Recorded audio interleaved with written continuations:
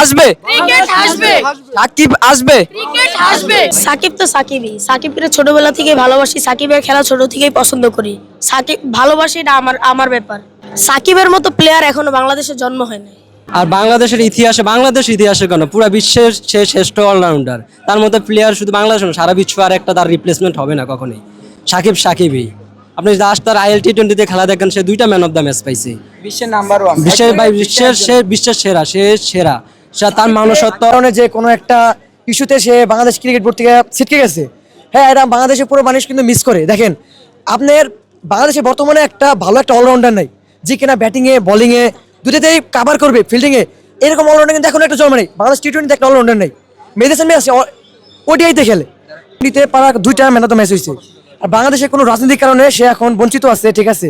Crunchy রোলের ভিতর chocolate ক্রিমের ফিলিংয়ে অল টাইম ক্রিম রোল, মুখে দিতেই স্পেশাল ইনসাইড। কিন্তু তাকে আমরা প্রত্যেকটা বাঙালি প্রত্যেকটা সময় মিস করি। সাকিবকে ব্যাখ্যা করার মতো যে শেষ হবে না ব্যাখ্যা করলে। সাকিবের অবদান, সাকিবের যে প্রতিটা বল, সাকিবের ব্যাটিং প্রত্যেকটা বাঙালি জানে যে এটাকে সাকিব যে বোলিং করতেছে। কিন্তু বাংলাদেশে কিন্তু সাকিব নাই। কয়টা প্লেয়ার আছে বাইরে চলে যাবে, যে বাইরে চলে যাবে, অর্জন আবেদন করবে, অর্জন আন্দোলন, অর্জন সব। কিন্তু বাংলাদেশ ক্রিকেট টিম এটা বুঝলো না, একটা ভালো একটা অলরাউন্ডার নাই। ক্রিকেট বোর্ডের প্রতি বিশেষ আবেদন থাকবে যাতে সাকিবকে খুব শীঘ্রই দেশে ফিরিয়ে তাকে যেন আমরা আবার মিরপুরের মাঠে দেখতে পাই। সে তার মাগুরার মানুষের ভালোর জন্য রাজনীতি করতে চায়, তো তারপরও তার প্রতি আবেদন থাকবে, যেহেতু খেলার ভিতরে রাজনীতি আনা উচিত না, সে যেন খেলা থেকে অবসর গিয়ে তারপর রাজনীতিতে আসে।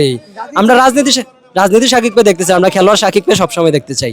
তার খেলা, তার ফিল্ডিং, তার সবকিছু খুবই ভালো লাগে আমাদের কাছে, খুবই ভালো লাগছে। দালালদের সাথে কখনো হ্যান্ডশেক করতে নেই। দালালের সাথে আমরা কেন হ্যান্ডশেক করবো? আমরা তাদের কাছে মুখাপেক্ষি নয়।